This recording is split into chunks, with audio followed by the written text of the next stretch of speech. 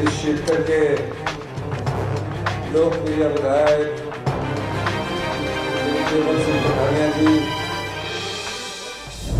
जब से हमारी सरकार बनी है, मैं बार बार एक बात दोहराता हूं, 75,000 करोड़ रुपए का कर्जा हिमाचल प्रदेश की जनता पर चढ़ा हुआ है। 10,000 करोड़ की सरकारी कर्मचारी की देनदारियां हैं और जो हम कर्जा उठा रहे हैं वो भी हिमाचल प्रदेश पर चढ़ रहा है। भारतीय जनता पार्टी की जब सरकार आई थी, हर 5 वर्ष बाद आप बदलाव करते हैं, लेकिन ऐसी सरकार पिछले 40 वर्षों में आपने कभी नहीं देखी होगी, जो सिर्फ कर्जे पर कर्जा लेती गई और आम जनता की समस्याओं के समाधान के हित में उन्होंने कोई फैसला नहीं किया। हमारी सरकार समाज के उस अंतिम व्यक्ति तक पहुंचना चाहती है, उस गांव के अंतिम व्यक्ति तक पहुंचना चाहती है, उसके दुख को बांटना चाहती है, लेकिन आर्थिक संसाधनों की कमी के कारण कुछ फैसले लेने में थोड़ी देरी हो रही है।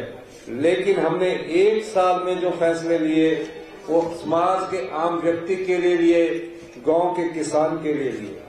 पिछले कल ही मैंने कांगड़ा में आज तक के इतिहास का, आजादी के बाद के सबसे बड़े इतिहास का 270 करोड़ रुपए का पेप्सी का कारखाने का शिलान्यास किया और 1 साल में उनसे ये अनुरोध किया कि 1 साल के अंदर आपको बनाना 2000 लोगों को उसका फायदा होगा।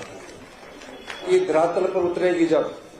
यही नहीं, कांगड़ा को हम टूरिज्म कैपिटल के रूप में विकसित करना चाहते हैं, यानी कि दूसरी राजधानी पर्यटन के क्षेत्र में विकसित हो। इस क्षेत्र में भी हमारी सरकार कार्य कर रही है, लेकिन अड़चनें बहुत है। धीरे धीरे हम सब कानूनों को बदल रहे हैं। हमने ओल्ड पेंशन स्कीम दी अपने सरकारी कर्मचारियों को। Bharatiya Janata party double engine की सरकार की बात करती है।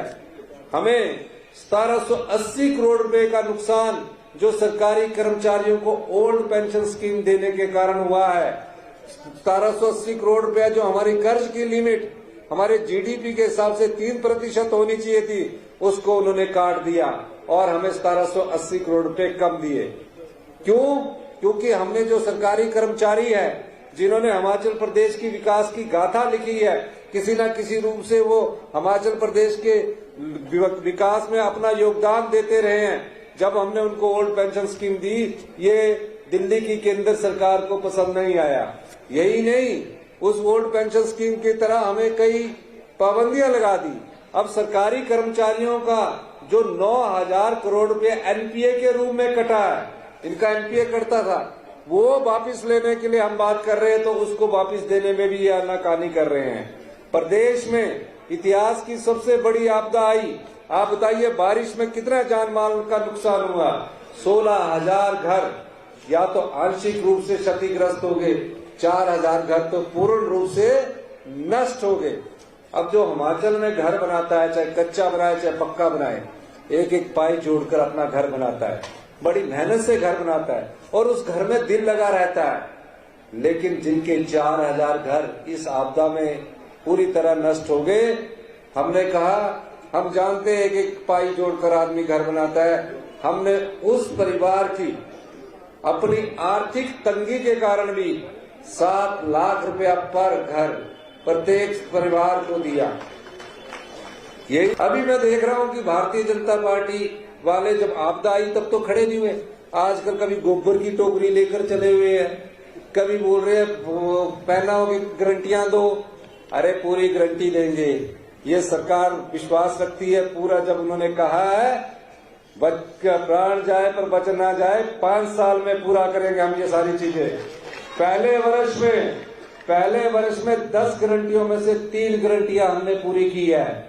अभी तो 1 साल हुआ है और 1 साल में जिस पोजीशन में आपने हिमाचल प्रदेश को छोड़ा है, मैं कल्पना में नहीं कर सकता कि लोग रूटीन की सरकार में आते हैं, मस्ती मार के चले जाते हैं कि 5 साल कट गए, अब हम तो एमएलए बन गए और दोबारा आएंगे।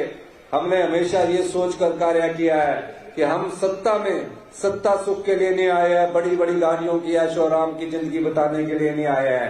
हम आम परिवार से उठकर राजनीति करने आए हैं। सत्ता सुख के लिए नहीं, बल्कि व्यवस्था परिवर्तन करने के लिए आए हैं। इसलिए मैं ये के बाद किसान से जुड़े हुए परिवार को एक विश्वास देना चाहता हूँ। जो भी हमारा किसान है, अगर उसके पास पशु होगा, जगह होगी, उसके लिए हम एक योजना लेके आ रहे ताकि उसके घर द्वार तक हमारी सरकार की जो विकास की रोशनी है वो पहुंच सके। इस दृष्टि से भी हमारी सरकार कार्य कर रही है। जो केवल सिंह पठानिया जी शाहपुर क्षेत्र का प्रतिनिधित्व करते हैं, मैं छात्र जीवन से इन्हें जानता हूँ। कॉलेज से लेकर यूनिवर्सिटी से लेकर राजनीतिक जीवन में, चाहे वो NSA का मैं स्टेट प्रेसिडेंट था, इन्हें मैंने जनरल सेक्रेटरी बनाया, फिर दिल्ली में भी मैंने इनको लेके गया, फिर यूथ कांग्रेस में इनको हमने जनरल सेक्रेटरी बनाया। धीरे धीरे संघर्ष करके 35 साल के राजनीतिक जीवन में संघर्ष करके आज आपके पास विधायक के रूप में पहुंचे हैं। इनके मन में हमेशा आपके लिए दर्द है। यहाँ बुलाने का मकसद सिर्फ यही नहीं है कि ये ब्लॉक का उद्घाटन करवा दिया। इनको पता है कि आर्थिक स्थिति ठीक नहीं है, तो फटाफट 1 साल में 5.5 करोड़ रुपया शाहपुर लग जाए ताकि और जगह ना लगे। तो मैं इनको मना कर रहा था कि मंत्री जी को ही, अतुल सिंह जी को ही ले जाओ। कहते नहीं, मेरा जो ब्लॉक का ऑफिस है 50 साल तक ही नहीं बनना, लेंटर बनना मैंने दूसरे जो अगला पड़ना। तो मैं बोले कोई गल नहीं, 5.5 करोड़ रुपया इनको देंगे। और जो इन्होंने कहा है, टूरिज्म की दृष्टि से भी ये क्षेत्र को हम विकसित करना चाहते हैं। क्रेडी वाले इन्होंने कुछ पैसे कहे हैं, पर जितने होंगे बड़े वाली लिख लेते, तो इतने भी साड़ी जेबा जो भी चाहिए ना, तब जितने भी होंगे उसमें से जो इनकी प्रायोरिटी वाइज होंगे वो मैं आपको कर दूंगा। बाकी तो इन्होंने रविदास भवन, ओबीस भवन, ये तो इन्होंने अपने आप ही जुगाड़ करके कर लिया होगा। इतना पर आपको मैं एक चीज कहना चाहता हूँ, आपने ऐसा विधायक चुनकर दिया है जो आपके दर्द और पीड़ा को समझता है, आम आदमी की दर्द और पीड़ा को समझता है। और जो आम आदमी के दर्द और पीड़ा को समझता है, जहां तक एक विधायक का दायरा होता है, उससे मंत्री के क्षमता के बराबर से ज्यादा ये आपके लिए कार्य करते हैं। और इसमें कोई दो राय नहीं है। ये काम करवाने का तरीका भी होता है।